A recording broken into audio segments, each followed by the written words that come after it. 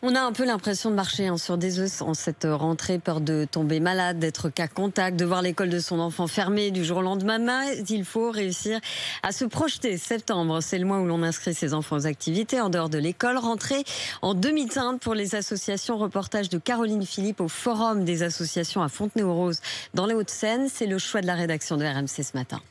Par rapport au Covid, là... Dossier d'inscription à la main, Stéphanie se renseigne sur les conditions de la pratique du karaté, activité choisie par son aînée, Pauline. Il faut bien qu'ils reprennent le sport, ces pauvres.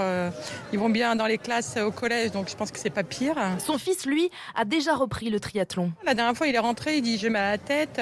Tout de suite, on y pense, on se dit « ça y est déjà, on va pas s'arrêter de vivre ». C'est déjà suffisamment difficile comme période. Si en plus on peut pas se distraire en faisant du sport ou des loisirs d'hiver, non, c'est pas possible. Comme Stéphanie, beaucoup de parents prennent le risque d'inscrire leurs enfants. Danse, gymnastique rythmique, athlétisme. La majorité des sports représentés font le plein, sauf l'aïkido, regrette Benoît Croisier, le président de la section au sein de l'association sportive de Fontenay-aux-Roses. Forcément, ça pose un petit peu question pour voir qu'est-ce qui va se passer par la suite.